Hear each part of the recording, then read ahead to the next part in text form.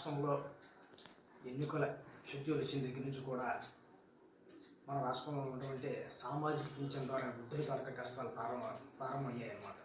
అందుకు గమనించగలిగితే ఏప్రిల్ నెలలో ఈ సామాజిక పింఛన్కి రావాల్సిన వృద్ధులకి కావాల్సిన పెన్షన్లు ఏమని రాష్ట్ర ప్రభుత్వం ఏం చేసిందంటే ఆ నెలకి కొంతమంది సచివాలయం దగ్గర కొంతమందికి ఇచ్చారు, కొంతమంది ఏమని ఫెడరేషన్ బదులు వాళ్ళకి సచివాలయ ఉద్యోగుల ద్వారా పింఛన్లు పంపిణీ చేయడం జరిగింది అన్నమాట. దానివల్ల కొంతవరకు ఆ నెల సమస్య బాగా పరిష్కారానికి జరిగింది.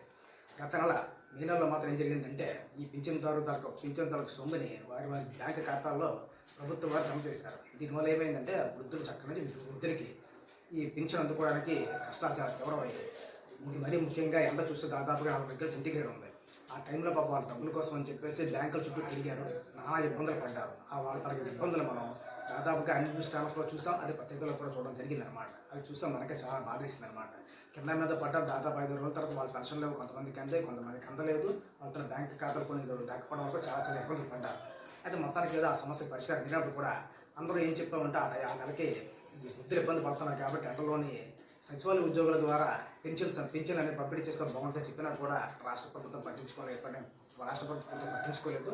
అదే రకంగా ఈ నెల కూడా వాళ్ళకి పెన్షన్స్ ఏమో పింఛన్లు ఏమో అని మళ్ళీ బ్యాంక్ ఖాతాలు వేశారు. అంటే తిరిగి మళ్ళీ వృద్ధుల తర కష్టాలు ప్రారంభమయ్యాయి అనమాట.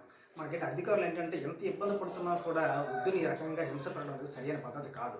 ఒకసారి వాళ్ళు ఆలోచించాలి. మనకి ఈ ఎండలోనే అదే మన తల్లిదండ్రులు అయినా సరే ఈ ఎండలో ఇబ్బంది పడడం మనకి ఎంతవరకు సంబంధించి ఆలోచించాలన్నమాట. ఏమీ లేదు, వయసులో ఉన్న మనమే దాటితే ఎండలో బయటకు రావడం చాలా ఇబ్బంది పడతాం. అలాంటిది వాళ్ళు ఏమని కొన్ని కిలోమీటర్ల దూరం నుంచి వచ్చి కొంతమంది గిరిశిఖర గ్రామాల నుంచి కూడా వచ్చి ఆ పెన్షన్స్ కోసం వచ్చి బ్యాంక్ చుట్టూ తిరగడం చాలా బాధాకరమైన విషయం అన్నమాట.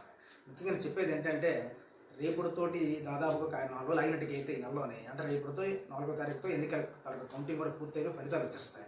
5వ తారీఖు నుంచి అయినా సార్ కనీసం ఈ 4 రోజులు వదిలేసినప్పుడు 5వ తారీఖు నుంచి పూర్తిగా వాళ్ళకి ఏంటంటే పెన్షన్స్ అన్నీ కూడా సచివాలయ ఉద్యోగుల ద్వారా వాళ్ళ ఇంటికి ఇచ్చి పెన్షన్స్ ఇప్పిస్తే బాగుంటుంది, వృద్ధులకి ఇబ్బందులు ఉండవు.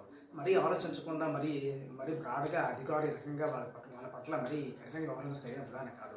నేను లోక్సత్తా పట్ల ఏం చెప్తున్నానంటే కనీసం ఈ నెలకైనా వాళ్ళ సరళం తెచ్చి 5వ తారీఖు నుంచి సచివాలయ ఉద్యోగుల ద్వారా వాళ్ళ ఇంటికి పెన్షన్ ఇచ్చే ఏర్పాటు చేయమని ఒకసారి నేను అధికారులు విజ్ఞప్తి చేస్తున్నాను.